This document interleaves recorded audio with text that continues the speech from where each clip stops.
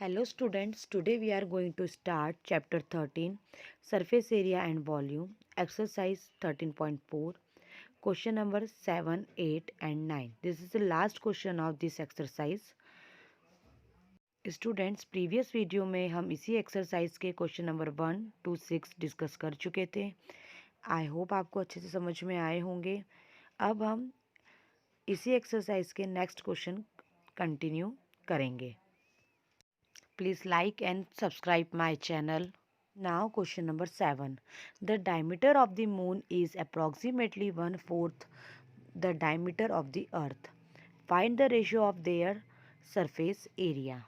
Student question number 7 में हमें बोला गया है कि जो मून का डायमीटर है वो 1/4 है अर्थ के डायमीटर से।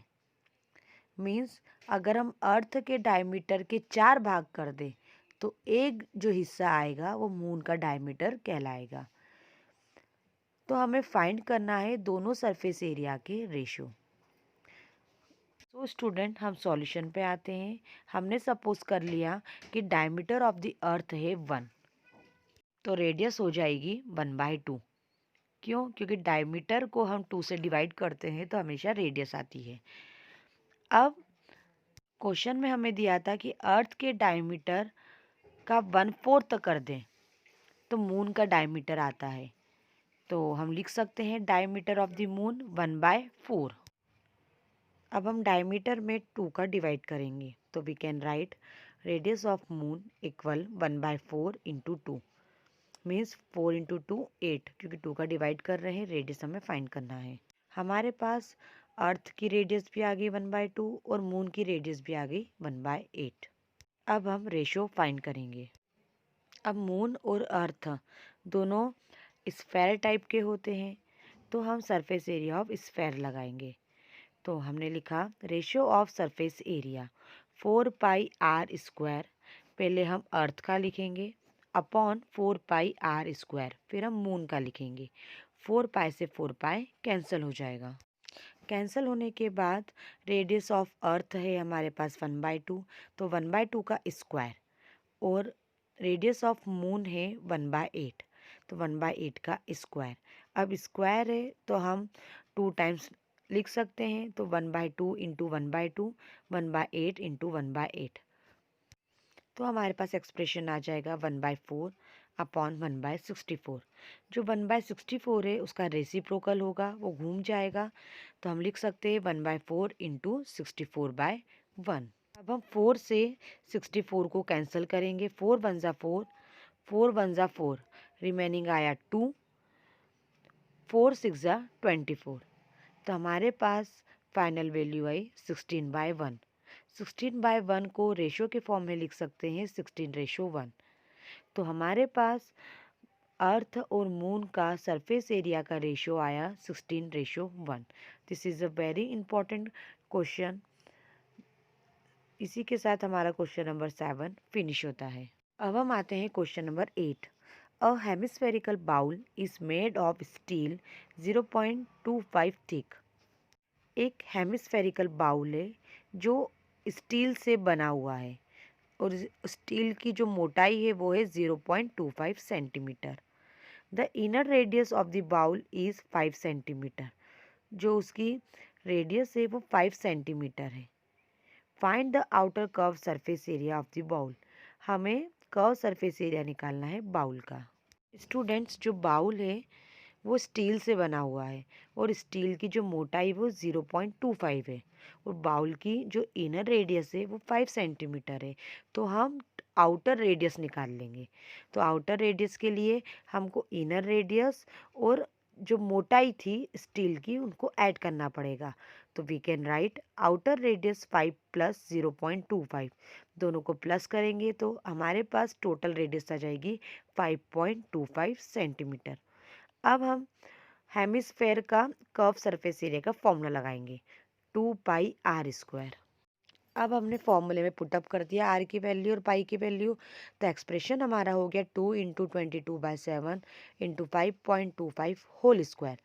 अब 5.25 का होल स्क्वायर है तो हमें उसे 2 टाइम्स लिख सकते हैं। तो एक्सप्रेशन हमारा हो गया 2 × 22/7 इंटू 5.25 इंटू 5.25। अब हम 7 से 5.25 को कैंसिल कर सकते हैं। कैंसिल करने पर आया 0.75।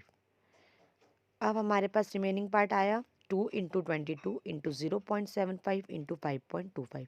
अब 2 × 22 करेंगे तो 44 आएगा और रिमेनिंग पार्ट लिख देंगे 0.75 इंटू 5.25। अब हम इन तीनों टर्म को मल्टीप्लाई करेंगे। तीनों टर्म को मल्टीप्लाई करने पर आता है 173.25 सेंटीमीटर स्क्वायर। तो ये हमारे जो हेमिस्फेरिकल बाउल था उसका आउटर कर्व सरफेस एरिया का फाइनल आंसर है। तो यहाँ पे हमारा क्वेश्चन नंबर 8 फिनिश होता है। Now question number 9। A right circular cylinder just enclose a sphere of radius r.